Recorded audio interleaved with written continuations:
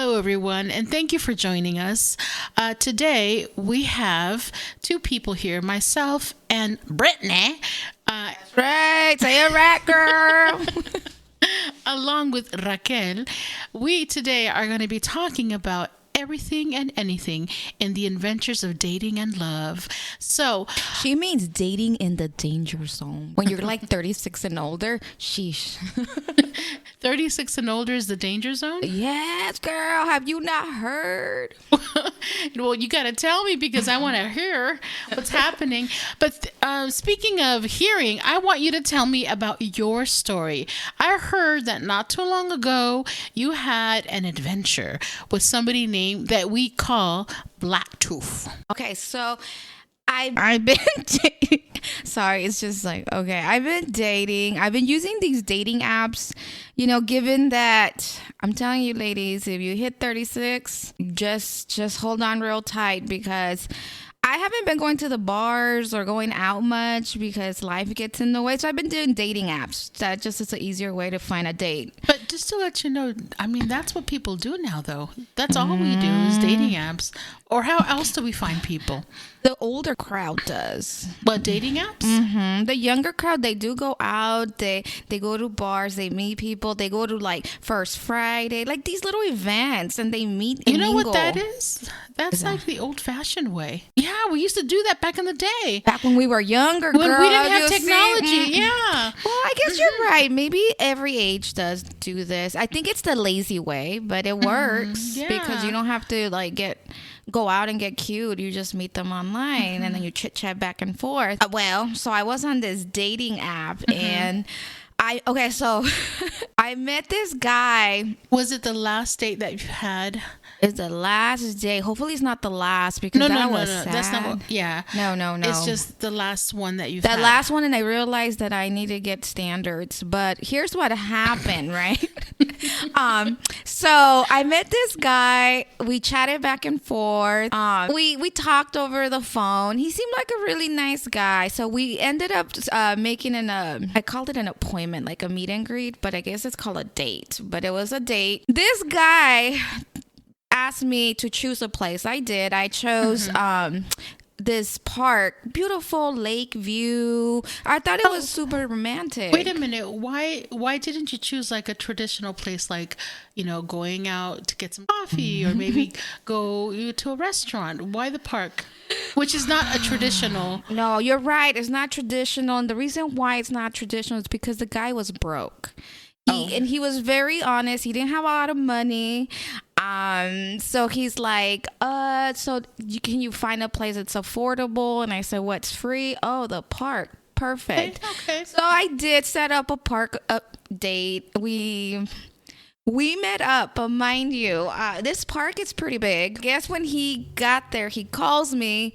He's all flustered on the phone. This is the day of the date. He's flustered on the phone talking about why would you set up a date here if you don't know the location? You didn't tell me where to meet up. He was like so frustrated, and he was like almost angry, and he's even said that I was trying to set him up, that I was gonna rob him. And I was like, rob you for what? You don't even have money. That's why we're at the park. Which I was like, okay, whatever. I said, look, listen, I just have to figure out where you're at. Give me a location. What do you see around? Wait a minute. Hold up. You're telling me that this guy, which there's nothing wrong with, maybe not having, a lot of money. You shouldn't be dating if you don't have money to take someone out for dinner. Hold on. So okay, this guy doesn't have a lot of money, but he seems like a nice guy. He seems honest, and you're willing to give him a chance. Okay, you know what? It's okay. Don't have a lot of money. Okay, got you. Bet. Yeah. Let's go to the park. Let's meet up. Okay, yeah. And then when you guys go to the park, he's telling you that, or he's angry at you because he can't find you? Yes, he was like super frustrated, saying like, well, I don't understand why you set this up. And I said, well, I gave you a chance to set it up. You gave me the choice. This is the choice. I was trying to be considerate of your finances. So here we are. So finally we meet up. Mm-hmm. Okay, before I tell you what he looks like, let me tell you what he told me in one of our conversations over the phone. What did he tell you? He told me that he really cares about what the woman looks like. Like, she wants her to be pretty, fit. So looks were important to him. Okay. I guess that's like, whatever. That's a thing for guys. I was like, whatever. I didn't care. I was like, all right. I was like telling him, I don't care what the guy looks like as long as he's nice, kind. I mean, even finances, obviously I didn't care. I was like, as long as we could get along and we're compatible, that's what matters to me. Well, I should take that back, because when I saw that guy, oh my gosh. First of all, he had he didn't even shower, I think. His hair was so greasy. And then then this is what threw me off. Because you know how I am about teeth. I love pretty teeth. Yes, you that's do. like the biggest thing for me. Teeth and hair. Teeth and hair. Well, he smiled and his tooth, one of his tooth was black. Completely black. Okay, so I was like, what the heck am I looking at? Which one? It was the big front one and the like the one that you see right away. Like, you can't even hide it. Okay. I was like, I looked at him and I was like, this guy has a nerve to tell me he cares about looks when he looks like that. Okay. I was like, what am I still try to give this guy a chance. I talked to him. Girl, his breath smelled as bad as his tooth. Man. You know, there's a reason why your tooth is black. You know it comes with the gingivitis. Right. Something was going on with his mouth. They just got worse. It got worse than that? I mean, worse than looking at his face, you know? I was like, his mouth is really what bothered me the most. So we're walking. He's telling me all about his dating experience, which none. I think he only went on 2 dates. And so I'm sitting there like, oh my God, how can I get out of this? This is just not working out for me. Because I couldn't pay attention, because every time he talked, I could just smell his breath and look at his tooth. It was just too much for me.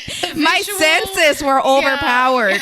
Visual and nose. I was just like, the smell. It was overpowering, yes. So then, now I know why he's broke. He pulls out a joint and starts smoking weed. And I'm like, so you can't take me out for dinner, but you can smoke weed? I was like, okay. Weed is expensive. Oh, no. And then mind you, okay, yes, I understand weed can be expensive.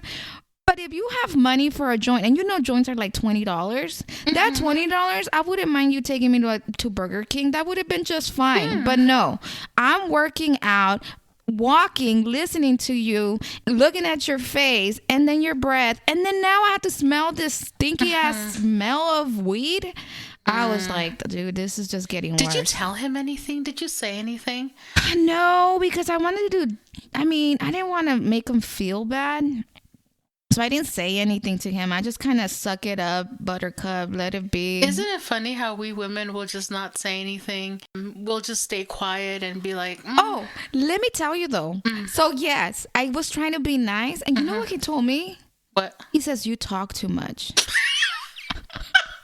I was like, all I've heard you is talk, but I just made some comments, and all of a sudden he goes, you just talk too much. Like, why are you talking so much?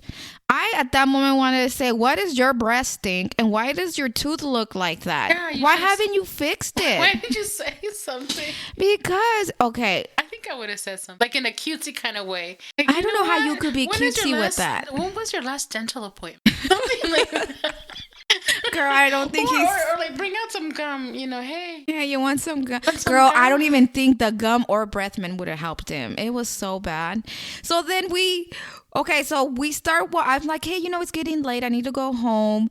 And he's like, do you want me to walk you to your car? And I was like, oh, no, that is fine. I know exactly where it is. He goes, you shouldn't walk by yourself. It's dangerous out here. And in my mind, I'd rather get robbed than to have to stand smelling your breath. But then, well, guess what? You know why he wanted to walk me to my car? Why? He wanted me to give him a ride. So, no. Girl, he doesn't have a car. How did he get to the park? Oh, his mom. Mind you, this man is 36 years old. Oh my God, no way. You know why he couldn't text me for the longest? Why? Because he didn't have a phone. Guess who got him the phone? His mom. And he even said, you should thank my mom that you and I are talking. I said, no, thank you, sir. Lord. You should have. I was not thankful for that. And then at that moment, after that date, I realized that I wasn't ready, that I needed to get standards. I think I was becoming desperate. So I was desperately dating. And when you desperately date, you end up with a black tooth, you know?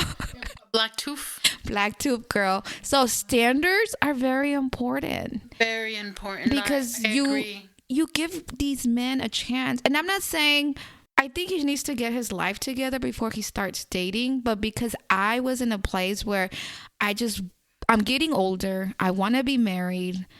I want that commitment that I was becoming. I didn't care who it was. I didn't care if it was with black tooth, with no job.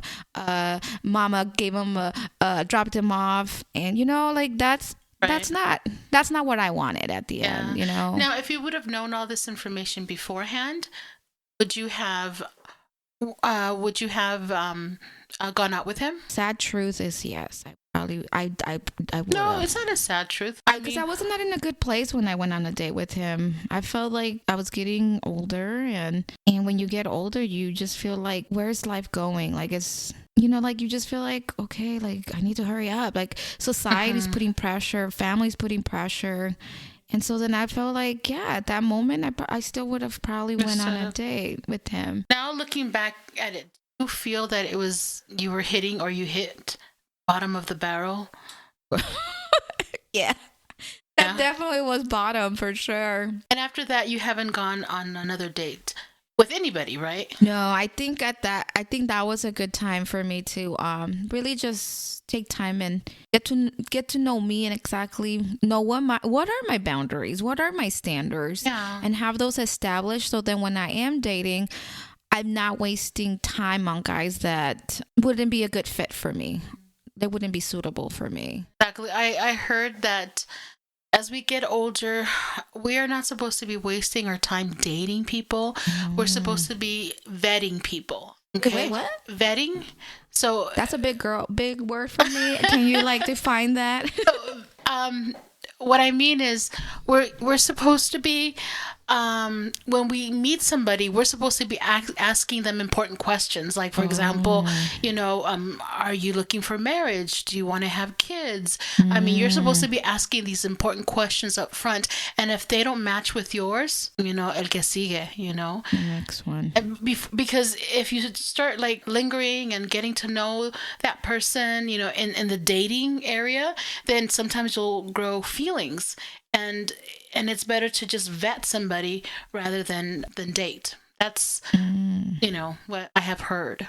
Really? Yeah. Well, lesson learned, I guess. I will be asking good questions prior to going on a date. I think one of the questions is, do you have a job? Do you have a job? And I'm like, yeah, I think it's important. It doesn't matter. I guess the income is not the problem. It's do you have a job to sustain yourself?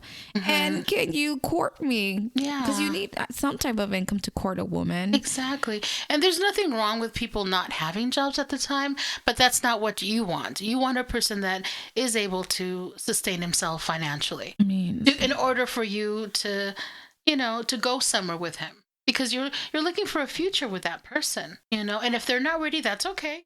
Go and do your thing, put yourself together. But at 36, you would think you would have a job, right? Some people, get hiccups along the road, and what kind of hiccup? At 36, really? I understand, in your, 18, 19, even in your 20s, you're closer to 40. There's people that are 50 and get hiccups, That's just crazy. Yeah, it is, but how can you be 50 and have a hiccup? That's just, I don't know. I mean, I don't get, unless you had a stroke. A health issues, that makes sense. But a hiccup in a way where, I just lost my job and I'd rather not get a job, I don't get it. I was going to say, it's not that, I'm not trying to defend him, but what I'm trying to say is stuff happens. Sometimes people do lose their jobs and they're trying to look for something. Maybe they just haven't found what they wanted. I guess with him, he has a fallback family. His family is, so maybe he's not in a rush to, get what he wants. Money? He doesn't want money. I guess he doesn't want money. I'm like, because money makes the world. Yeah, because for some reason he thinks he, in order to date, he doesn't have to have a job. And girl, and then he texts me after, because I wasn't trying to text him anymore. He texts me, and then he's like, are you interested? And I said, no, I'm not interested. And then he wanted to know why. And I was like, is it the time to tell him the truth? Should I tell him the truth? You told him the truth. I told him the truth. Good. I told him the reason why I wasn't interested is because his tooth was black. He came to the date greasy, didn't shower, was smoking weed, and he didn't have money to take me out. Okay. And you know what he said? He said he had an appointment to the dentist. Am I still interested if he gets his tooth fixed? So he called you to tell you he had an appointment to the dentist? Mm-hmm. Oh, my God. What did you tell him? I said, what about the job? He put dots. That means no response. Oh. So he's more willing to fix his tooth than get a job at a time, I guess. And I'm like, how are you gonna fix your tooth with no job? Money? Yeah, his mom gonna pay for it. Damn, I want her to be my mom. I know. I got a couple of bills she could pay. Well, my gosh, that was an awesome story. Thank you so much, Brittany, for that awesome story. That's right. You're right. I think that I really learned a lot from this situation. I'm hoping that you did as well. What did you learn? Give me three things you learned about my terrible experience. How about this? How about next time we come together and talk, I will tell you what I learned. Okay? But for now, we gotta go. Thank you so much